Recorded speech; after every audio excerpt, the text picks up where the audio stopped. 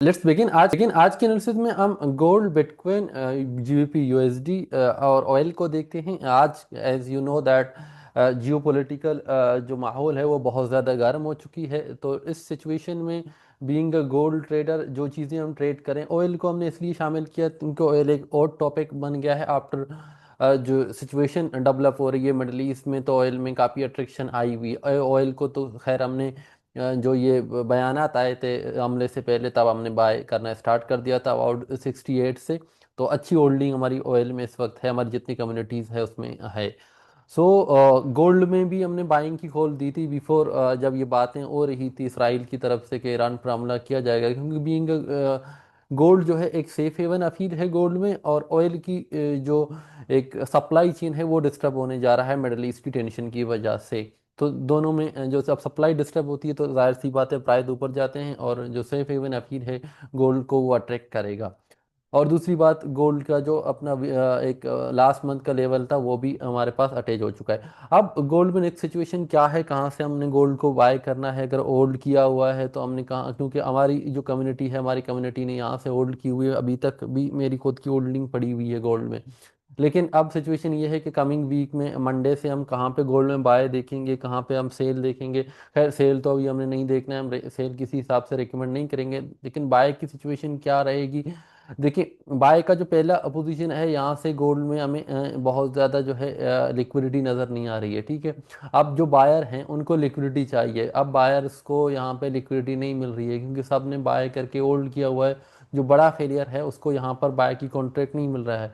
इसका मतलब ये है कि गोल्ड को तो नीचे आना चाहिए। दूसरा ये है जो रिटेल ट्रेडर हैं शॉर्ट टर्म, उन लोगों ने अपनी जो पोजीशन है जो बहुत ज़्यादा देर तक होल्ड नहीं कर सकते किसी भी इंस्ट्रूमेंट को या गोल्ड को, तो वो यहाँ पर अपनी जाहिर सी बात है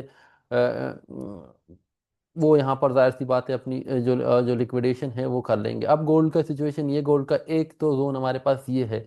ये जो जोन है ये 3411 या 3400 का लेवल है। ठीक है, इस लेवल में गोल्ड आ सकता है और यहाँ से हमें जो है एक्यूमुलेशन करके बाइंग दे सकती है। ठीक है, अगर गोल्ड यहाँ पर एक्यूमुलेट करने के बावजूद भी जो बायर हैं, बड़े प्लेयर हैं, उनको यहाँ पर लिक्विडिटी नहीं मिलती है। लेट सपोज अगर उन्होंने यहाँ पर एक बड़ी लोड बाय करनी है और यहाँ पर इनको सेलर नहीं मिलती, तो उनको इनका जो दूसरा जोन है कि इस यहाँ पर इसको ब्रेकआउट दे दें और इस जोन में आ जाए। ये जोन है अबाउट आपके पास, इसको चेक करते हैं कौन सा जोन होगा ये हमारे पास है जी 60 का।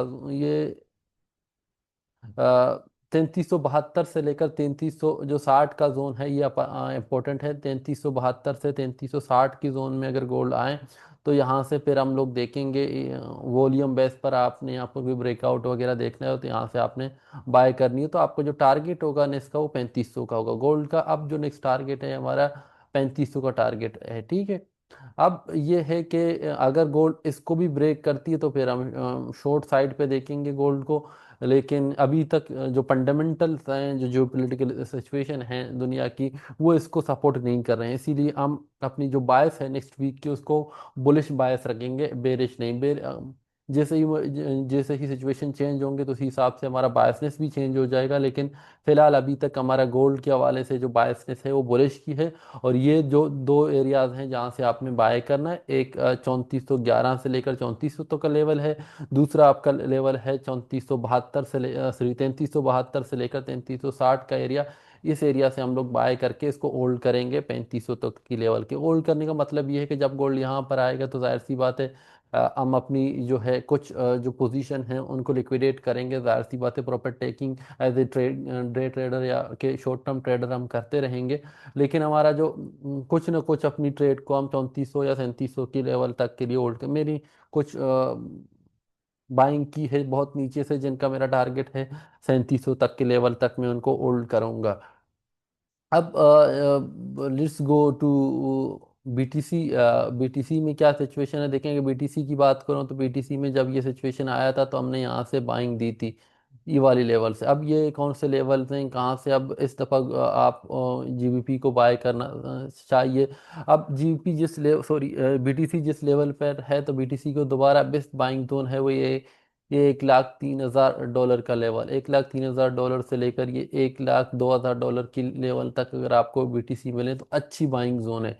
और नीचे राउंड फिगर में अगर $1 लाख पे भी अगर आप वेट करते हैं आने का, तो मैं भी अगर वहाँ पर टैप करें तो भी एक अच्छा जोन आपके लिए बन सकता है। अगर आप यहाँ से भी अगर बाय करते हैं तो आपका जो नीचे सेल होगा वो $1 लाख से नीचे होना चाहिए। अब इसमें टारगेट क्या है? टारगेट जाहिर सी बात है, एक हमारे पास ये है और दूसरा $1,10,000 का टारगेट है। और दूसरी सिचुएशन क्या है कि अगर लेट सपोज हमें यहाँ तक नहीं मिलता, यहाँ पर नज़र ये आ रहा है कि ये वाली जो ट्रेडर्स हैं इनको लिक्विडिटी नहीं मिल रही है। लिक्विडिटी मिलता तो ये बहुत ऊपर जाता। अब सिचुएशन ये है कि अगर इनको लिक्विडिटी का वेट नहीं करते और इसको ऊपर लेके जाते हैं तो फिर हम वेट करेंगे, यहाँ पर रिट्रेस करें, यहाँ से बाय कर लेंगे।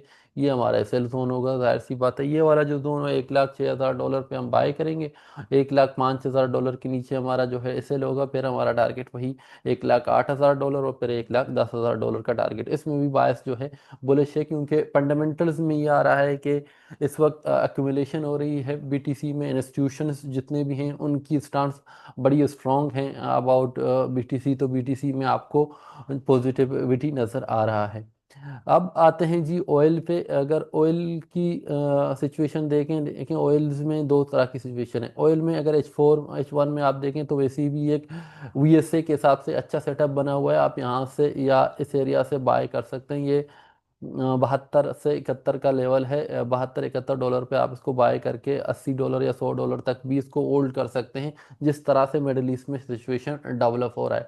ऑयल के लिए मिडल ईस्ट बहुत ज़्यादा ज़रूरी। अगर मिडल ईस्ट में टेंशन और ज़्यादा बढ़ते हैं तो ऑयल शायद आपको $120 तक भी नज़र आएगा। ठीक है। अब दूसरा सिचुएशन क्या है कि इस गैप को फिल करने के लिए आए 69 की लेवल पर, दो के मुझे बज़ाते खुद अभी तक नज़र नहीं आ रहा है, क्योंकि जिस तरह की सिचुएशन डेवलप हो रही है तो ऑलमोस्ट हमारे पास जो ये पेयर वैल्यू गैप था इसको आप फिल कर लिया है। ठीक है।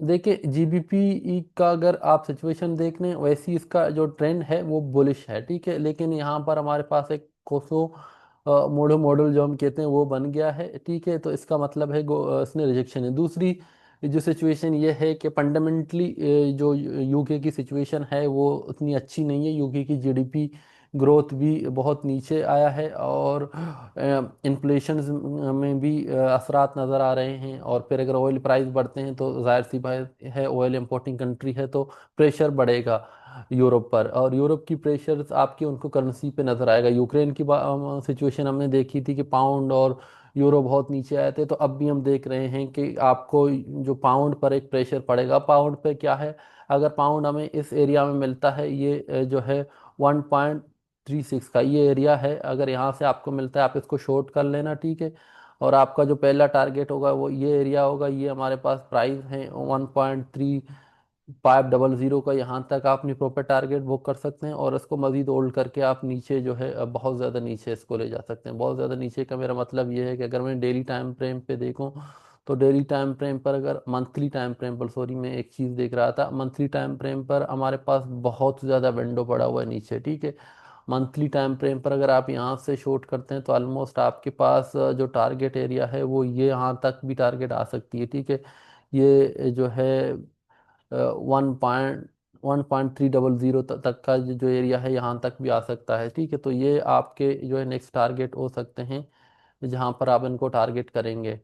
तो ये सिचुएशन है पूरी मार्केट की। आप मार्केट में बहुत बहुत ज़्यादा आपको जो है क्वेश्चन रहना पड़ेगा, क्योंकि जो पॉलिटिकल सिचुएशन है, स्पेशली गोल्ड, ऑयल, सिल्वर और स्टॉक्स मार्केट में इंडाइसेस जो हैं उनमें बहुत ज़्यादा आपको फ्लक्चुएटी नज़र आएगा, बहुत ज़्यादा वॉलेटिलिटी होगा। क्योंकि जो पॉलिटिकल सिचुएशन है जिस तरह से डेवलप हो रही है मिडल ईस्ट में, आने वाले हफ्ते वीक या नेक्स्ट 2 वीक्स में सिचुएशन कहाँ तक जाती है, क्या ये ईरान इसराइल के दरमियान एक फुल प्लेज वार होगा या ये बाकी जो कंट्रीज हैं इसमें इन्वॉल्व हो जाएंगे, जैसे इसराइल की तरफ से अमेरिका, बरतानिया, फ्रांस, इनकी बहुत ज़्यादा बयान आ रहे हैं कि वो जंग में शरीक होंगे। फिर ईरान के साथ कौन से ममालिक शामिल हो सकते हैं, क्या जो फिर सिचुएशन को आगे डेवलप होता वह देखा जा सकता है। और ये जिस सिचुएशन आगे चलती जाएगी तो मार्केट में आपको मोमेंटम उसी हिसाब से नज़र आएगा। ठीक है।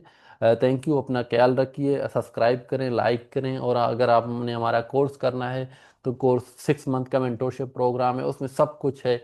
आपको एज ए ट्रेडर जो कुछ चाहिए आपको जो है उसमें अवेलेबल है। अगर 6 मंथ आप अपने देने को तैयार हैं हमें तो फिर हम भी आपको सर्टिफाइड करते हैं कि हम आपको एक ट्रेडर बना के छोड़ेंगे। ठीक है, थैंक यू, अपना ख्याल।